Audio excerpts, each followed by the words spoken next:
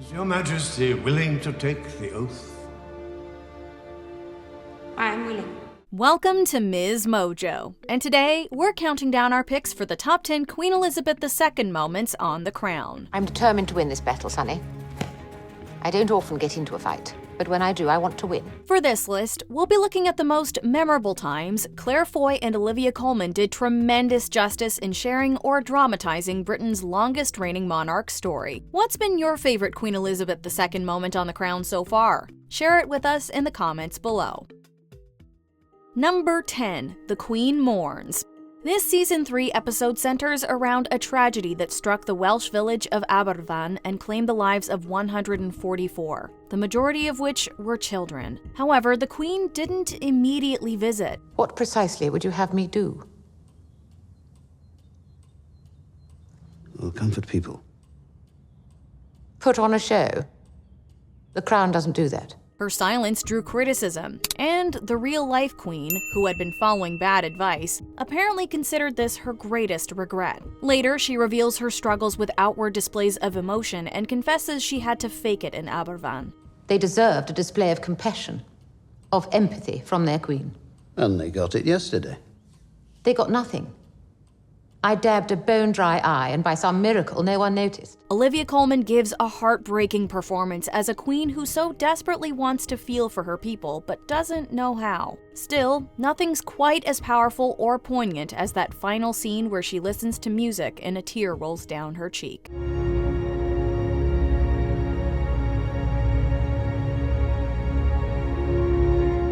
Number 9. Breaking protocol to become a dancing queen. A visit from the Kennedys awakens some insecurities in our young monarch. Of course, it doesn't help when she learns that the First Lady allegedly trash-talked her behind her back. So incurious, unintelligent, and unremarkable. That Britain's new reduced place in the world was not a surprise, but an inevitability. In her desire to prove that she isn't the out-of-touch person Jackie O thinks she is, the Queen channels her frustration into diplomatic relations. The royal couple visits the newly independent Ghana, where the Queen intends to win back their allyship and steer them away from communism. By singling out Ghana, that might be just the thing to keep Nkrumah away from the Russians and in the Commonwealth. Perhaps, but as Queen, you cannot be seen to be engaging in the dirty business of politics. Yes, but as head of the Commonwealth, can I not be permitted just once to defend it? In a drastic gesture, the Queen throws all royal protocol out the window and asks the Ghanaian leader, Nkrumah, to dance. It's a smart move because he gets his photo op and she gets her win. And who doesn't love a dancing queen?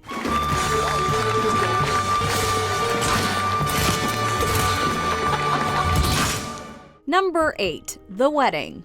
The first episode of The Crown dove straight into Elizabeth and Philip's love story. We see the latter give up his foreign titles to be with his beloved up to the duo's lavish nuptials. You still have 24 hours to change your mind. What? You think I can change my mind after all that? No, too late. I've signed myself away. Or won the greatest prize on earth. Researchers were brought in to help make the wedding scene as authentically accurate as possible. To love, and to cherish, and to obey. Obey? She insisted. It was discussed. Designers even spent 7 weeks and approximately $37,000 on recreating Norman Hartnell's wedding dress design. And what's a royal wedding without a visit to that famous balcony? We loved seeing the young couple embark on this great journey together, unaware of just how much their lives were about to change. It's even more moving knowing that they spent almost 74 years by each other's sides. See you tomorrow. Try and get some sleep. Number 7. Taking on Thatcher. If you know your British history, you'll know that Prime Minister Margaret Thatcher was considered a controversial figure. Supposedly, even the Queen, who typically remained apolitical, had a turbulent relationship with the Iron Lady. To you, the Commonwealth is something of a distraction, a waste of time. But in many ways, I have given my life to it. In this episode, the Queen abandons her usual neutral stance when Thatcher refuses to join other Commonwealth leaders in enforcing economic sanctions against South Africa's apartheid regime. In an almost comical sequence, we see the document passed back and forth between the leaders amidst their ongoing battle. A no to measures. Yes, so we are going back with actions. And should that fail? We still have controls. Eventually, the Queen has a light bulb moment, and thanks to some cleverly chosen wording, their stalemate ends. The Iron Lady thinks this is her victory, but we all know who really wears the crown. Have we won? Oh, yes. It's a victory for the Commonwealth, a victory for humanity, and most of all, a victory for you. When put in the ring with her queen, the Iron Lady melted. Number 6. The Queen berates Charles. The never-ending battle between duty and family runs throughout this series. Charles learns this the hard way when he decides to go off-script during his investiture speech as the Prince of Wales. Nobody likes to be ignored, to not be seen, or heard, or listened to. Well, am I wrong? Isn't there a similarity between my predicament and the Welsh? Needless to say, his mom is not happy and reprimands him with some shockingly harsh words. Although, in hindsight, we wonder if she was just preparing him for the harsh realities of life on the throne. Perhaps she didn't want him to repeat her mistakes. I have a voice. Let me let you into a secret. No one wants to hear it.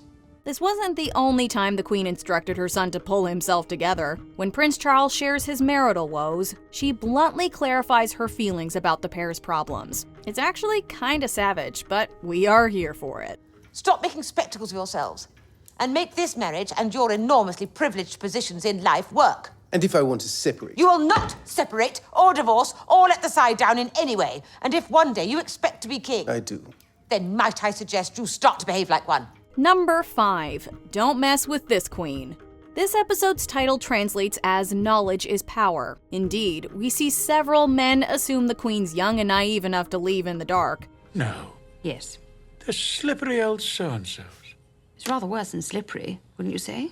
Somewhat unconstitutional. Little do they know that she's been receiving private tuition to arm herself with the most essential tool in a queen's belt: education. With the help of her professor, not only does she become more well-informed, but she finds the confidence to stand up to the men who tried to blindside her. And these politicians quickly learn that they messed with the wrong queen. My own late father valued you greatly.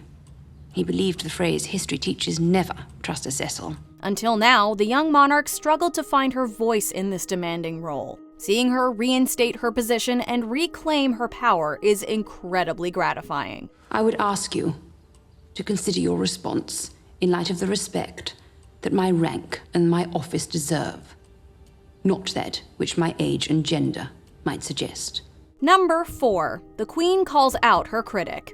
Once upon a time, if you wanted to criticize someone, you couldn't just hide behind 140 characters. There was also no delete button if you changed your mind after publication. The Queen comes under fire after giving a tone-deaf speech at the Jaguar factory. We understand that in the turbulence of this anxious and active world, many of you are leading uneventful, lonely lives, where dreariness is the enemy. The outspoken Lord Altrincham brutally castigates the monarch for parroting the out-of-touch sentiments of her speechwriters. Hurt and angered by his words and the subsequent public outcry, she decides to confront him herself. The age of deference is over. And what is left without deference? Anarchy. Equality. How can it be equality when I cannot return the fire?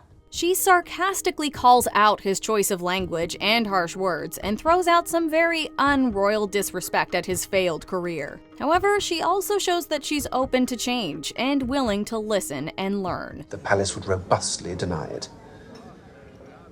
They will, however, concede that I had an appointment with Her Majesty's Assistant Private Secretary, and that concessions might be made to one or two of my recommendations. Number 3. Elizabeth discreetly outs the mole.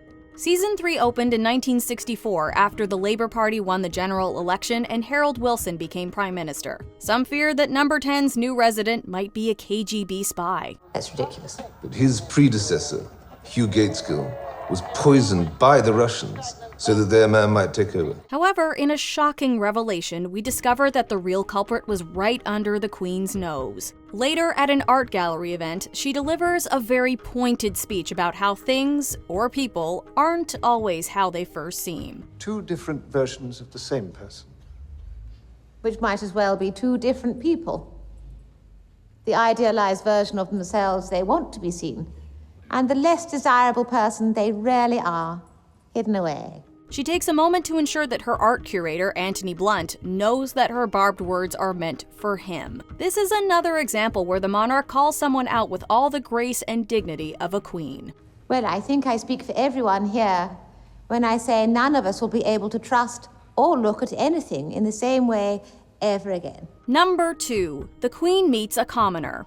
Yep, it's true that in 1982, a man called Michael Fagan broke into Buckingham Palace twice. However, in reality, he didn't perch down on the end of the Queen's bed for a good old-fashioned chinwag. Everyone you meet's on best behaviour. Bowing and scraping, that's not normal. And this is normal. It could be, if I ever calmed down. Still, the dramatization of the encounter is rather consequential. As we mentioned earlier, Britain was divided under Thatcher's government, and the Crown's Fagan represented the voices of many working-class citizens at the time. The state has gone. She's dismantled it, along with all the other things we thought we could depend on growing up. A sense of community, a sense of, obligation to one another. A sense of kindness. It's all disappearing. Even if it wasn't entirely accurate, seeing the Queen take her time to listen to the problems of her people, even the ones who break into her bedroom, really shows her humanity. Once again, we're left feeling that she really is a queen of the people. Don't touch her! It's all right. I shall bear in mind what you've said. Before we unveil our top pick, here are a few honorable mentions. The Queen refuses her uncle's apology. Some things can't be forgiven or forgotten. It makes a mockery of even the central tenets of Christianity. There is no possibility of my forgiving you. The question is, how on earth can you forgive yourself? The Queen isn't Prince Philip's sweetie. That prestigious title is saved for Princess Anne. Not me, I'm afraid. I'm darling or cabbage. Sweetie is someone else. Aging gracefully. This queen is well aware of the facts of life. Just the tiniest changes in the hair. A great many changes. But there we are. Age is rarely kind to anyone. Nothing one can do about it. One just has to get on with it. The Queen and First Lady's heart-to-heart, a lesson to both that looks can be deceiving. What I should have said was that I didn't do very much in Ghana. I got on a plane and I went. The only reason I went was because I felt utterly useless in comparison to you. And I was trying to compete. Elizabeth and Philip's flirty morning. Despite it all, there was a lot of love here. Look me in the eyes while you're doing it. Go on.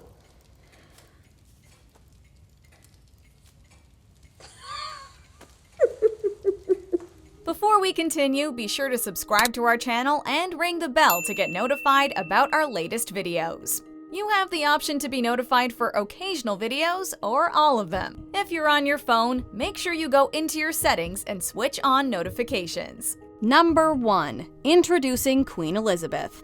In Season 1, Episode 2, Elizabeth departs the UK as a princess and returns as queen. After the grieving period, she puts her husband in charge of the coronation committee. He uses the opportunity to modernize the institution, leading to a fiery yet relatable marital spat. It turns out that royal protocol isn't always big on compromise. People look to the monarchy for something bigger than themselves, an inspiration, a higher ideal. If you put it in their homes, allow them to watch it with their dinner on their laps.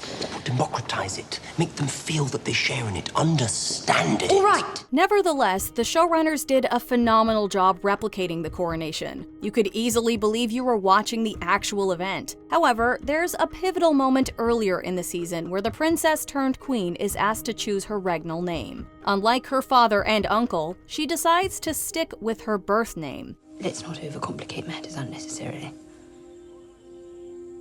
My name is Elizabeth.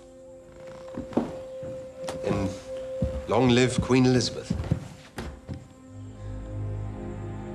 This begins the enduring conflict between self and duty that follows her throughout the series. And while you mourn your father, you must also mourn someone else.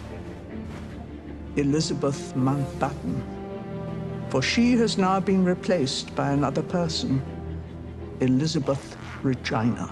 Do you agree with our picks? Check out this other recent clip from MsMojo. And be sure to subscribe and ring the bell to be notified about our latest videos.